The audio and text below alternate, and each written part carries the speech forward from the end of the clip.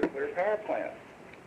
And by the very nature of the accident of that, South Callaway students have more money at their disposal than do North Callaway students. Take a look on your sheet at the tax levy for North Callaway and South Callaway. How much do the residents pay for $100 of assessed valuation in North Callaway? North Callaway? Yep. All right. How much do they pay in South Callaway? Pardon me? $1.55, okay. So per $100 of assessed valuation on their property, the taxpayers in North Callaway have to pay more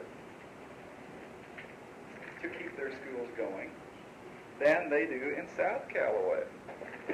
And even though they pay more as taxpayers, their students have access to less money. Okay? What does that tell you about the property tax?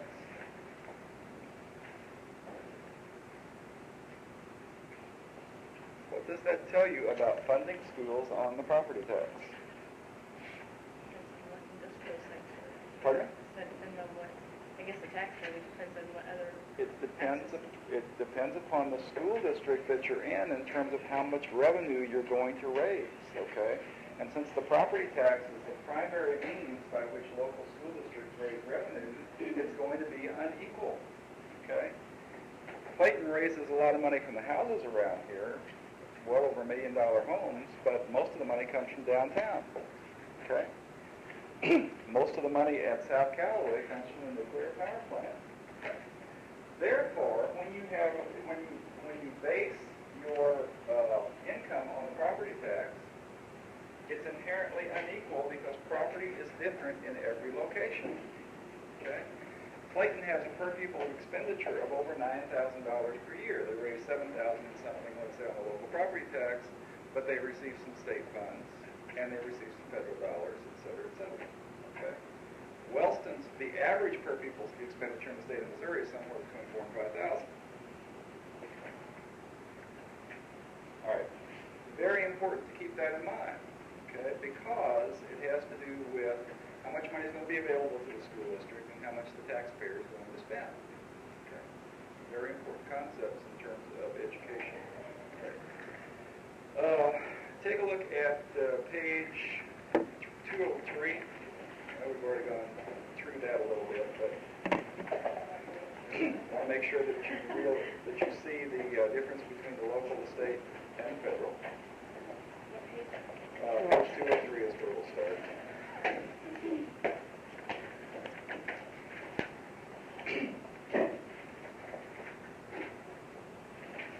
On page 205, discussion of progressive and regressive taxes. I think I mentioned that before. On the next page, the inequities of the property tax. There have been numerous lawsuits in recent years regarding the inequity of state funding, zeroing in on the inequities of the property tax. And because under state constitution, children have a right to equal access to education, school districts sometimes bring this, or most of the time bring it, under violation of the state constitution, that students are not being given equal access to equal educational opportunity because of the differential between in the property taxes.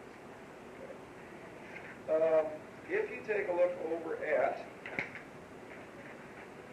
page 212,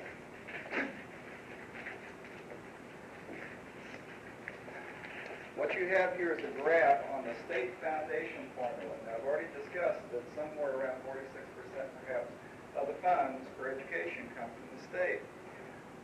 Not every school district gets the same amount of state funds. Clayton would not get anywhere near the state funds that Wellston would receive. Okay? So there is an attempt on the part of states to equalize spending based upon the foundation formula.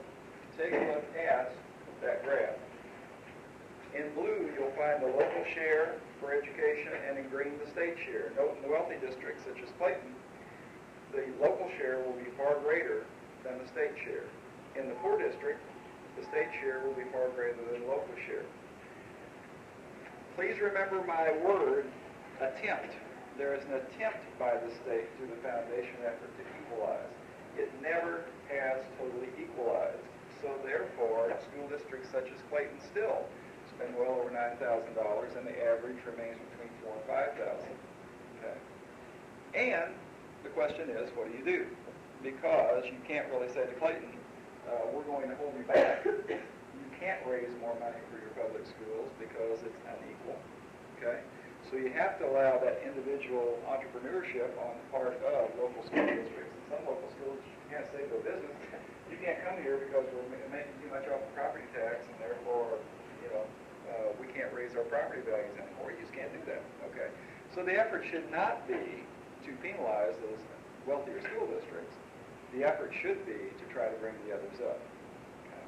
So the property tax puts everybody in kind of a trick bag as far as trying to provide equalized education. Okay, page 214, a couple of terms that I want you to remember is accountability. Accountability is pretty much what it says, being accountable for how you're spending the public dollar. Not only being fiscally responsible, but also allowing the taxpayer to get the bang for the buck that they expect. If the taxpayer does not feel as if schools are performing, there is such thing as a taxpayer revolt. And taxpayers will not vote more school funds if they think that the funds are being spent badly or that they're not getting fair value for their dollar. It's always been my opinion that the taxpayers will spend money on things that they think are going well and they want to make better, but if they think that things are going poorly, they're very reluctant to spend money because they feel as if they're throwing good money after bad. So that's what causes the taxpayer revolt. And the term accountability you will hear consistently. That big book that I brought in with all of the standards, show me standards, et cetera, that is an accountability measure to try to make sure that the people of the state of Missouri and people in the local school district are getting the bang for the buck related to student learning. There's another piece that I want you to remember, and that's on page 211. Remember that a little over 60% of the school budget goes to instruction. I don't really care if you remember the other two, but remember that that goes to instruction. The reason I want you to remember that is if a school district falls on harsh financial times, one of the things that they almost have to do is cut staff. And the reason that they almost have to do that is that's where the money is. Okay? There's not a lot of money in other areas.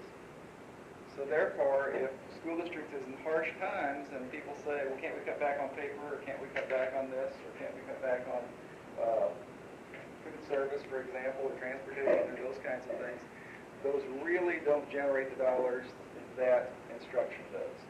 Okay? Don't generate the dollars that the staffing does. And this has to do with teacher salaries, benefits, textbooks, etc.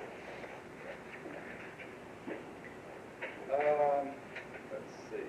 We have talked about, I think, did we not talk about general aid versus categorical aid? The state foundation program is general aid. You can spend it the way you want. Football uniforms, band uniforms, etc., etc. Categorical aid is aid which comes for a specific purpose. Almost all federal dollars are categorical aid. They come for a specific purpose. Remember I told you that federal dollars are most often spent when you have national crises or national emergencies or something like that. State aid can be general aid, as it is in the foundation program, or there can be categorical kinds of programs, such as gifted programs. The state funds about 2/3 of gifted programs. The state funds about 2/3 of your transportation costs. Okay, so there's money coming in from the state to support some of those categorical programs. So you need to remember the difference between general aid and categorical aid. Okay, we're going to go over to legal foundations of education at this point. And we'll start that over on, well, we already did some of this, didn't we? parent-child benefit theory, separate but equal, et cetera, et cetera.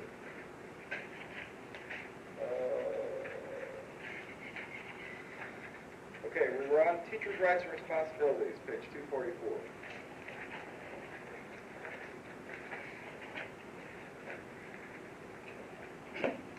Teachers have rights to substantive due process under the First Amendment. They have rights to procedural due process under the 14th Amendment. Take a look at, let's see, over on page 246. As I said, we're not going to deal with teacher certification and licensure, but the teacher employment contracts, I want you to see what a contract entails. Identification of teacher and Board of Education, statement of legal capacity of each party to enter in. Definition of the assignment specified. I think that's misleading because your assignment is rarely specified in Missouri teaching contracts. You're not assigned to Sorrento Springs Elementary School to teach 3rd grade. You're assigned to teach in the Parkway School District. And the Parkway School District retains the right to assign you based upon the certificate that you hold. So I think that that's a little bit misleading, and it's something that you really should remember because a lot of times you go in, the principal says, we want you to teach social studies in middle school, and all of a sudden there's nobody at the high school, and somebody makes a decision that you need to go up there because they don't have another person to teach that. And you say, what happened? You know, I've got a contract. Oh, okay, the contract doesn't really say where I'm going to be. It just says I'm going to teach for Parkway School District, and they have a right to assign me where I need to go. Okay. Statement of the salary and how it's to be paid, 12-month or 9-month. You can usually choose how you want to be paid on that basis. Signature by the teacher and the agency board. Remember that the board is the only one that hires, it's not the principal or the superintendent. Skip over bargaining collectively and the right to strike. We've already done with that. Teacher tenure. I think when I was a young teacher, I used to think of tenure as tenure, T-E-N-Y-E-A-R. Okay, so don't be concerned if you don't know that term. I certainly do. Tenure laws are written to provide some security for teachers in their position and to prevent removal of capable teachers by capricious action or political motive. Okay. You get a group of students who are angry with you, and one of those students happens to be a member of the school board, and the school board speaks out against you with other school board members, and all of a sudden your contract comes up and you're not renewed. Okay? You may have a difficult time proving that if you're a non-tenured teacher. It may all be under the surface, okay? But you may not be renewed. As a non-tenured teacher, you probably can be removed because there will be no mention of what you're being removed for. You will simply be non-renewed, okay? If you are a tenured teacher, you have some due process rights where you have a right to a hearing, et cetera, okay? So, you receive tenure in Missouri when you're issued your 6th contract. So you have 5 successful years and you're issued the 6th contract, and that constitutes your tenure year. Okay. So you have rights. You have what's called a property right. Very important term. You have a property right. When you see court cases related to tenure, you're going to find that they are based upon whether you have a property right to that particular position or whether you do not have a property right to that particular position. Now, rights of non-tenured teachers. As I said, you will get a letter, for example, if you are going to be non-renewed, saying simply something to the effect, the blank school district has determined not to renew your contract for the coming year. It will sound very cold. It will sound very calculated. It will sound, you'll wonder what happened. You may know it's coming. But hopefully you won't get one of these letters, okay? But the reason that the school district does that is that if they give you a reason for your termination, if they say there are rumors about you that you're not a good teacher, or if they say that your instruction was ineffective or anything like that, then you have a right to due process because you have been not renewed, you've been dismissed. And there's a big difference between being non-renewed and being dismissed. So if you're given a reason, you have a right to challenge that reason. If you're simply non-renewed as a non-tenured teacher, you really don't have a right to challenge that. Okay? You have not risen to the level of having a property right in that particular position until you're given your sixth contract. So, very important to remember. Now, those 5 years have to be consecutive. They can't be non-consecutive years. So if you take a year off for maternity leave, even though that's legitimate leave, you've broken that 5 years and you have to start your 5 years over again. I was in Vietnam and I broke my tenure line with the school district where I was teaching. And when I came back, I thought that I was in my tenure year and I was given a probationary contract, a non-tenure contract. And I said, I really think that I should be given a tenure contract because, this was a service break for somebody in the military who was drafted, et cetera, et cetera. It didn't matter. Okay? I was shocked that it didn't matter, but it didn't matter. Okay? Because by state law, it has to be consecutive, and there are no what we call deviations from that. So that's another thing there. Okay. We're going to skip over academic freedom. Go over to page 252.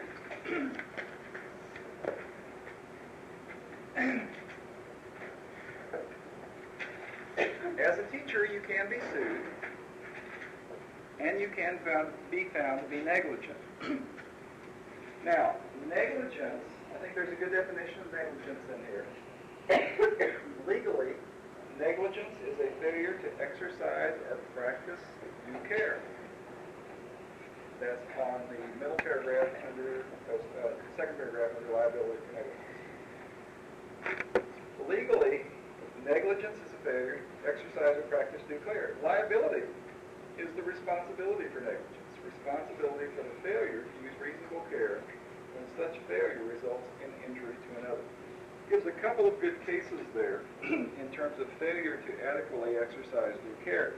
There was a case in St. Louis, probably, I guess it's getting maybe 9 years ago, where city teachers took a group of students on a field trip out to the Current River. And some students wandered away and got into the river and were drowned. And they were found to be negligent. Okay, there was another case arising out of a private school in more recent times, actually, which was the incident where the students got trapped in the cave. And I can't remember the name of the school. It was a private school. Those individuals were found to be negligent in taking the students into a cave when I believe that they've been warned ahead of time that it might be dangerous. So, if you take reasonable care, this is why your principals, your supervisors, etc. will say you have to have X number of adults for the number of students that you're taking on this field trip. Okay? Because you want to have an adult-to-student ratio that you can be able, if something does happen, that you can be able to come back and say, we took reasonable care. We had adequate supervision for these particular students. Yeah? In that situation, what happened to those individuals who were responsible? They were dismissed, and I'm assuming that the parents filed suit, against the individual teachers, but I don't know how much they were able to collect, etc. Your school district provides you with liability insurance. We used to provide $1 million of liability insurance for each teacher, and you can buy additional liability. Your NEA membership or your MSTA membership or one of those organizations will provide you with an insurance policy as well that will assist you with legal costs and also pay some liability expenses. So, you need to be, another key issue of your contract, however, is that you must be operating within the policies of the school district. Okay? You must be operating within the policies of the school district. Once you're outside of policy, if you're doing something that policy strictly prohibits, then you may be on your own. You may find that your insurance through the school district insurance will not defend you and will not pay off. Okay? So you just may be out there on a limb. Interesting thing on 60 Minutes last night. Anybody see that? No? Okay, it was a teacher in New York City who who had gotten real close to his students, even inviting students up to his house, et cetera, those kinds of things. He eventually was murdered by one of the students who was on the street. But what it brought to mind, or what the issue was in relationship to that story, was how close. You know, everybody says teachers should get close to their students, and we all, I think that. But how close do you get? Okay, and where do you draw the line? Because sometimes if something happens, where does your line of being a teacher who's under contract in a school district, et cetera, to your personal life, and in your personal life, bringing students in who are under your care, under your charge within that school setting. Once you blur that line, it may be difficult to sort it all out again. Okay? So it kind of puts you in a trick bag in terms of getting close to your students, but not getting too close. Obviously, you want to avoid some of those kinds of situations just because of charges of sexual harassment, abuse, all of those kinds of things that can come up that you can be, if not charged with, at least you can be talked about, rumored, which can undermine your effectiveness. Now, you may not be able to stop some of that stuff, and what you're doing may be appropriate, but the line is blurred, okay? And you may not be able to get the help that you need. Okay, liability insurance. Foreseeability is a very important key there. You'll see that term on the test. Student rights and responsibility, page 255. Wait. Pardon the yellow. What term are you talking about? Foreseeability. Where's that? Well, I doubt this in there. Maybe help with phrase. Responsibility for failure to use reasonable care, exercise judgment. Take a look at on field trip negligence, the last sentence in that right before the quote. The teacher was declared negligent for not having foreseen the possibility of such an occurrence. So the ability to foresee that something might occur, you can be held liable for that. You are the adult. You're the responsible party. So therefore, you have to be able to look beyond the immediate and say, what might have happened? If I don't take care with these students, will they wander off and get into the river? If I take these students out to this particular location, will the log slip? And will they be injured? So you have to be able to foresee those situations. Where did you find that? Pardon me? Where did you find that? Okay, it is page 253, first full paragraph, last sentence, right above the quote. All right, students' rights and responsibilities.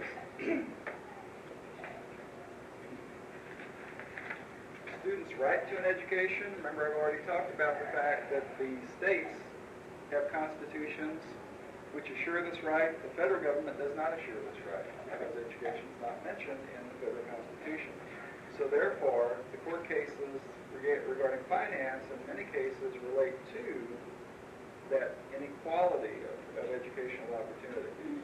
There are a lot of other court cases, and as I said, I'm not going to hold you responsible for any of the names of these court cases, but I do want you to get a conceptual framework. Goss versus Lopez, suspension of high school students without a hearing. Group of students party in the school, spike the punch, were suspended for 10 days by the principal. Immediately, the principal wouldn't even listen to them, wouldn't even talk to them about what they had done, simply said, you're out of here. Okay? The parents brought suit, and the courts have determined that you have to at least give students a minimal due process hearing. And by minimal due process, all that means is the principal saying, you've been accused of this, tell me what happened, or tell me your side of the story. The student can tell his side of the story or her side of the story, and the principal can say, you're out of here for 10 days. Okay? But the principal at least has to give the student the opportunity to tell his side of the story. Principals can suspend for 10 days. If a suspension of longer term is warranted, that has to go up to the superintendent. The The superintendent can suspend for a certain number of days. It used to be an additional 90 days. I think it's gone up to 180 now for certain offenses. After that, the school board is the only agency which can suspend for more than 180 days or expel the student. Expulsion sometimes means 1 year. It sometimes means anything over that 180. Expulsion in Missouri, the legal term means complete withdrawal, complete separation of the student from the school setting. Okay? But that word is used kind of differently in different places. Okay? But expulsion in Missouri means separation, total separation from the school district. Okay, Tinker versus Des Moines is a very it's a seminal case related to students' rights. It is the black armband case whereby students during the Vietnam War wore black armbands to school, and they were suspended as a result of wearing those black armbands to school. Students brought suit claiming free speech under First Amendment. The school district said that this constituted a disruption of the educational process. The school district was unable to prove that it constituted a substantial disruption because nothing happened as a result of the armbands other than the fact that kids walked around with black armbands. Okay? Therefore, the school district was overturned. The students were allowed to return to school, and students from then on, it was stated in the court decision that students do not leave their constitutional rights at the schoolhouse door. You don't leave your constitutional rights there. Okay? So, students are allowed, and this also has a significant effect upon dress and grooming regulations. If you're going to regulate dress, if you're going to regulate grooming, you have to be able to show that the particular dress that you're trying to regulate has some potential for creating disruption in the school. It either has created disruption in the past, or it has a significant potential to create disruption. Okay. If you have students who are coming to school, I got a call one morning on the way to the office that the students had blue hair and green hair in class. Okay. Teachers were all upset. They didn't want them in class. They wanted them out, et cetera, et cetera. Okay. We checked with our attorney. The attorney said, you're on shaky ground. There's disruption here. Let them stay in class. Okay. It was fairly simple. But the teachers were upset, the principal was upset, et cetera, but there are laws that govern this, okay? And there was no real substantial disruption except the teachers sending the kids to the office, which disrupted the class.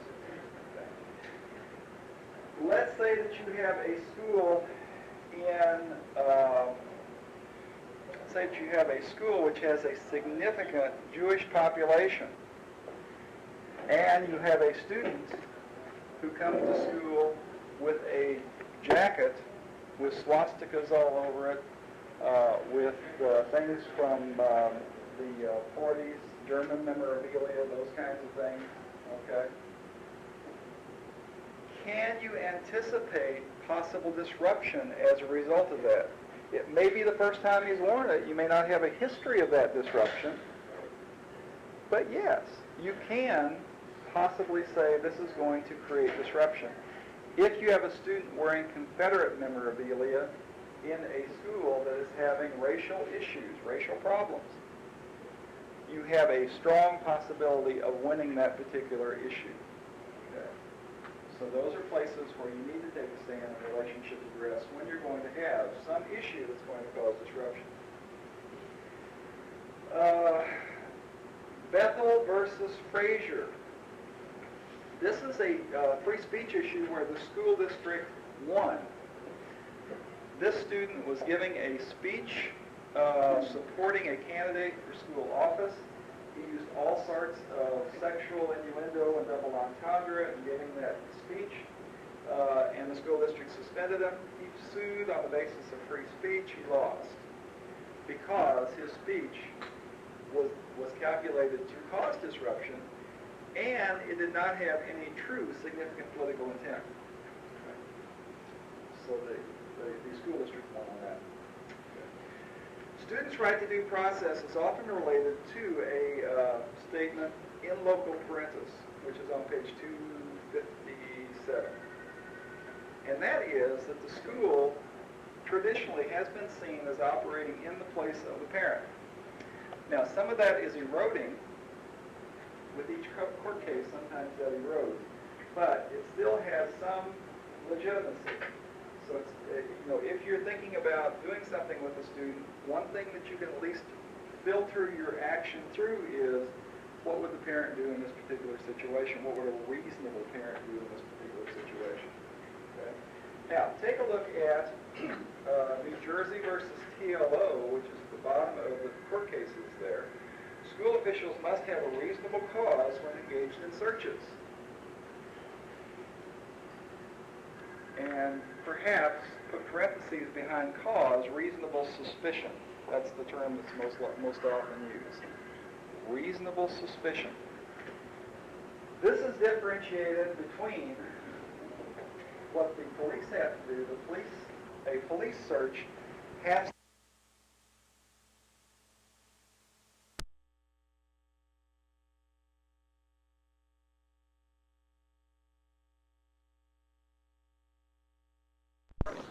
have some particular piece of evidence that would lead them to do a search.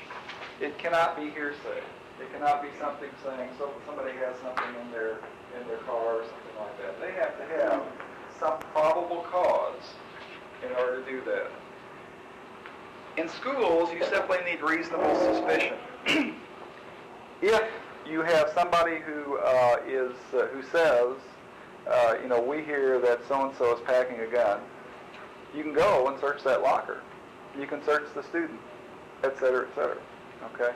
You don't have to have as high a probability that something is going on as you do in the legal system, okay? Now, it's a very complex kind of a system, and I'm sure that we could probably spend 2 or 3 days with attorneys here determining what the difference between reasonable suspicion and probable cause is. But for right now, what I'd like you simply to remember is that school officials do not have to have the same level of suspicion that legal authorities do. Because kids will often say to you, you can't do that. I saw it on TV, you can't do it. The case was thrown out because the police didn't do this particular piece of evidentiary work, okay? Well, what I usually told students, I'm going to do it. I haven't watched the TV that you watched, but you may know more than I do, but let's see how it goes, okay? You don't have to have quite the level that you do in the court system. Okay? Reasonable suspicion versus probable cause. Hazelwood versus Kuhlmeyer. This happened just up the street. Hazelwood School District. Hazelwood School District student publications were sent to the principal for review, and this was done on a regular basis. The principal at this point in time censored 2 articles in that publication, and they said the publication has to be changed, or it can't be published. Students brought suit under their First Amendment rights, and the students lost. The reason that they lost, the primary reason that they lost, is that school newspapers are seen as an extension of the curriculum. School newspapers don't operate like the Post-Dispatch and the New York Times or the Washington Post. They come out of school curriculum, and school officials have authority over school curriculum. So they did have a right to censor those. Let's see. Ingraham versus Wright. Yes, you do have a right to corporal punish. You need to be very careful about that. Most school districts in the metropolitan areas have eliminated that. Some of them have not, but those who have not have put a great deal of restriction on because of the possibility of being charged with child abuse, etc. Let's see. Homeless children have the right to go to school. I think we dealt a little bit with that in the social issues. But it used to be that a student, if they couldn't provide you with a solid address, the school district could say, well, you can't go to school here, you don't really have an address. Okay? But a homeless child does have the right to go to school, and school districts have to provide reports to the State Department determining or telling how many homeless children they serve. Obviously, very difficult to serve homeless kids because they don't have a regular address unless they have a shelter. Now, sometimes you can serve a student who's located in a shelter, but a lot of times those students don't stay in that shelter very long and are very, very mobile, unfortunately.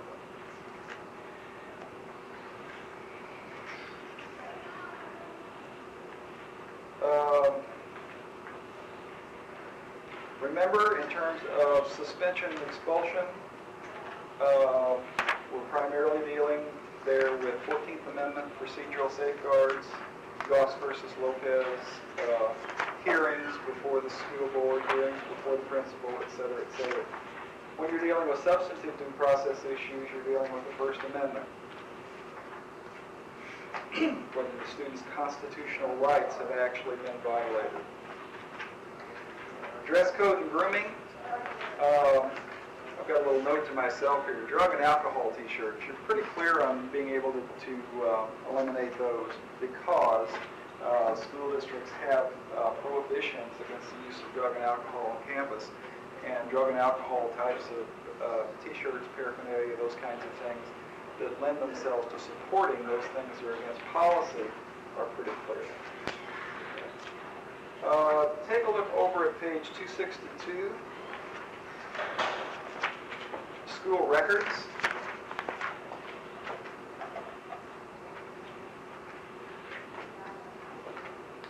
This is one that's especially important for teachers, I think, because think about notes that have been perhaps sent by teachers about you to the office, or notes that you have, notes that you've written in class that might have been taken away, that might have been put in some sort of a record or something like that.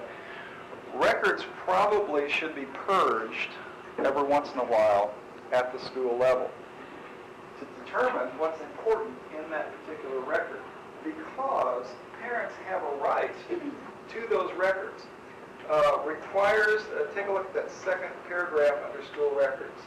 The law requires that school receiving federal funds must comply with the privacy requirements or face loss of those funds.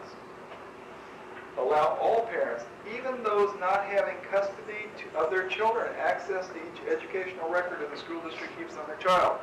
Question often comes up, I am the non-custodial parent of John Doe, and I would like to have any letters that you send to Mrs. Doe or to Ms. Doe, I'd like to have a copy sent to me. Do you have to do that? Yes, you do have to do that. Okay. Well, I'm the non-custodial parent of John Doe, and I don't have visitation rights, but I still would like to get the copies of the records. Do you have to do that? I would say probably. Probably. You might make a case for that, but I would be a little bit reluctant. I'm the father of John Doe, and in the divorce decree, it's determined that I'm to have no contact whatsoever with this particular child. Do you have to send the letters? Absolutely not. Absolutely not. Okay. So, what you're normally looking for in terms of communicating with non-custodial parents, and you'll be dealing on a national level with perhaps over 50% of the children who have gone through some sort of a divorce proceeding or been involved in that, may not be in your particular school, but nationally the percentages are there and they're rising. So you will have a number of cases where you're dealing with a non-custodial parent with visitation rights, non-custodial parent without visitation rights. You'll be dealing with non-custodial parents with some stipulation that they have no relationship with the child. Now, most of the time, if a parent has no visitation rights, there's usually something in that court order that will give you a little bit of hook there. But I would suggest that you check with your local administrator before you start sending letters out to all kinds of folks, okay? protection of privacy of students. You see in the paper the kidnappings of students, et cetera, et cetera. Some parents perhaps know that a child is residing in a particular metropolitan area, may even know kind of where the school district is, but the custodial parent doesn't want that parent to know where that child is, and maybe legitimately so. As you take class pictures, as you put things in the yearbook, all of these kinds of things, parents usually at the beginning of the school are asked to fill out a form that says, can we publish pictures? Can we publish names? Can we publish all these kinds of things? If the parent doesn't give permission for that, then it may be somewhat chancy. You may see pictures in your books. You see them on TV all the time where the child's face is blotted out. This is a protection of privacy. Okay. Parents have a right to come in and review the records. This is why I say make sure that when you're putting something in the file, it needs to be there and how it's phrased. Don't say, just met with Johnny Smith's mother. Boy, I hate that lady. Excuse me, I almost lost my feet. I never use inappropriate terms, but boy, I hate that lady, okay? If that's in the file, that's going to have a chilling effect upon you and the parent of that particular child, okay? It's going to be very difficult for you to work with that particular parent. It's going to look as if you have something against that parent and against that child, perhaps. If you take a look over at page 266,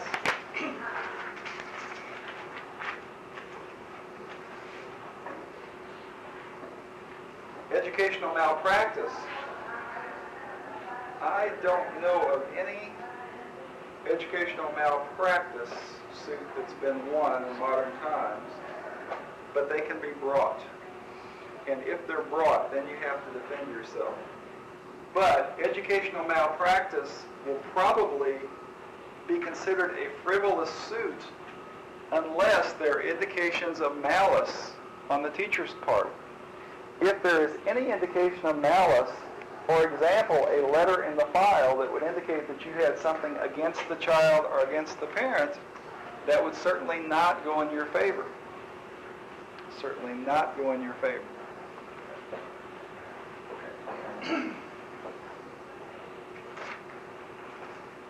Student and locker searches. Well, let's take a look at the rights of students with disabilities. I said I wasn't going to deal with this a whole lot, but there's one court case that I would like you to know, not by name, but the name of it is Honig versus Doe, and hopefully you'll deal with this substantially in your psychology exceptional child. But Honig versus Doe is a court case out of California which determined that students with disabilities the school districts had to meet a higher standard in dealing with suspensions and expulsions of students with disabilities than they do with the rest of the population. A student with disabilities can be suspended for 10 days by the principal, just like anyone else. But if you go over that 10 days, and not just one 10-day, but it's cumulative across the year,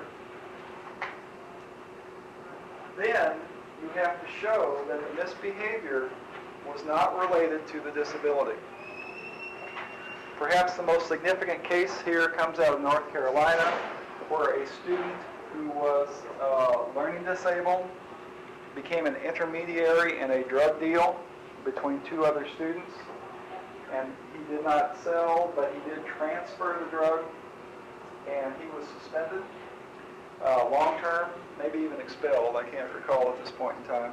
However, the court overturned that suspension because the student was learning disabled, and in the student's IEP it discussed that he had a difficulty in dealing with peers and needed to work on better peer relations. And his attorney said, as I would say if I were his attorney, I would say, this student has in his IEP that he needs to work on having better peer relations, and all he was doing in his minimal level of understanding and trying to be with peers did this deed. So therefore, by the very fact that it's in the kid's IEP, which speaks to the handicapping condition, to the disabling condition, the school district was found to be incorrect, and it was overturned.